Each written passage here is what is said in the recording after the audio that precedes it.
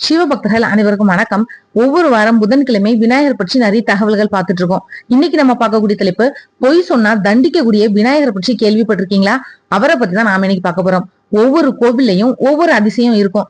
அது கடவுளோட சக்தியால நடக்குது அப்படின்றது நம்மளோட நம்பிக்கை.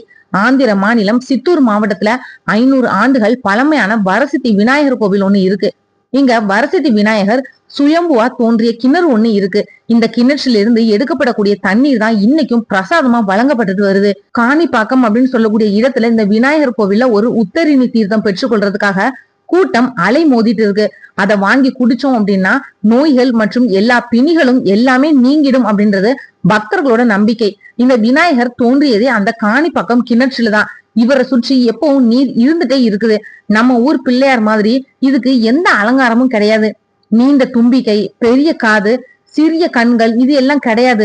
சுயம்புவா எப்படி தோன்றினாரோ அப்படியே கொழுக்கு மொழுக்கு அப்படின்னு இருக்கிறாரு. பக்தர்கள் இவரை பக்தியோட வணங்குறாங்க. இந்த விநாயகர் நல்லவருக்கு நல்லவர், கெட்டவருக்கு கெட்டவர் அப்படின்னு சொல்றாங்க. அது உண்மைதான். யாராவது ஏதாவது ஒரு விஷயத்துல பொய் சொன்னாங்க அப்படின்னா அவரை தரதரன்னு இழுத்து இங்க அழைச்சிட்டு வந்துடுறாங்க. விநாயகர் முன்னாடி சத்தியம் செய்ய சொல்றாங்க. காணிப்பாக்கம் விநாயகர் சாட்சியா நான் சொல்றது எல்லாம் உண்மை, உண்மையை தவிர வேற எதுவுமே இல்லை அப்படின்னு சத்திய பிரமாணமா இன்னைக்கும் ஆந்திர கிராம பஞ்சாயத்துகளை ஏத்துக்கிறாங்க.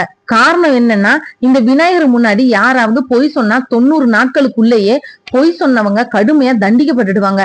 ஊனமுற்றவர்களுக்கு கூட இந்த விநாயகரை ரொம்ப பிடிக்கும். காரணம், இவர் காட்சி கொடுத்ததே ஊனமுற்ற 3 சகோதரர்களுக்கு தான். சில ஆண்டுகளுக்கு முன்னாடி விஹாரபுரி அப்படின்னு சொல்லக்கூடிய இந்த ஊர்ல 3 ஊனமுற்றவங்க இருந்தாங்க. ஒருத்தருக்கு பேச முடியாது, ஒருத்தருக்கு கண் தெரியாது, ஒருத்தருக்கு காது கேட்காது. 3 பேருமே ஒற்றுமையா விவசாயம் செஞ்சுட்டு வந்தாங்க. கோடை காலத்துல அவங்க கிணறு வற்றியதுனால அந்த குளத்தை ஆழப்படுத்தணும் முனைஞ்சாங்க. பூமியை தோன்றப்போ ஒரு பாறை மேல இந்த கடப்பாறை பட்டு டங்குன்னு ஒரு ஓசையோட ரத்தமும் பீறிட்டு வர்றத பார்த்து வாய் பேசாதவன் கூட ஐயோ ரத்தம்னு அலறுனான். காது கேட்காதவனுக்கு இது கேட்டது. எட்டி பார்த்த கண்ணு தெரியாதவனுக்கு என்ன ஒரே சிவப்பா இருக்குது அப்படின்னு தனக்கு கண் தெரிஞ்சதை பற்றி வியந்தே போனான். 3 பேரும் அவங்களோட குறை தீர்ந்ததை பார்த்து அந்த கிராம மக்கள் அதிசயத்தே போனாங்க. கிணற்றுக்குள்ள இறங்கி பார்த்தாங்க. அங்க வரசித்தி விநாயகர் காட்சி கொடுக்கறத பார்த்து பரவசப்பட்டாங்க. பக்தியோட வணங்குனாங்க. இன்னைக்கும் மண்வெட்டி தழும்பு அந்த விநாயகரோட சிரசுல இருக்கு. காணி நிலத்துல தோன்றினதுனால காணிப்பாக்கம் விநாயகர் அப்படின்ற பெயர் இவருக்கு வந்தது. ரொம்ப சின்னதா இருந்த கோவில 11ஆம் நூற்றாண்டுல குலோத்துங்க சோழன் பெருசா கட்டி திருப்பணியும் செஞ்சாரு. இந்த கோவில் கிட்டக்க பாகுதா நதி காணப்படுது. அந்த காலத்துல அரசனுக்கும் சொந்தமான மாந்தோட்டம் இங்க இருந்தது. அதுல இருந்து கனிகளை விகிதா அப்படின்னு சொல்லக்கூடியவன் பறித்து சாப்பிட்டுட்டான்.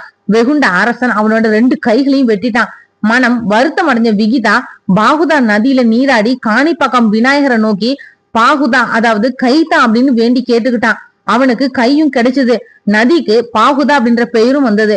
காணிப்பாக்கம் விநாயகர் அளவிட முடியாத கருணையோட எங்க அருள் கொடுத்துட்டு இருக்காரு. இந்த வீடியோ உங்களுக்கு பிடிச்சிருந்தா மத்தவங்களுக்கு ஷேர் பண்ணி விடுங்க. நாளைக்கு மற்றும் ஒரு நல்ல தலைப்புல நான் உங்களுக்கு சந்திக்கிறேன். நன்றி.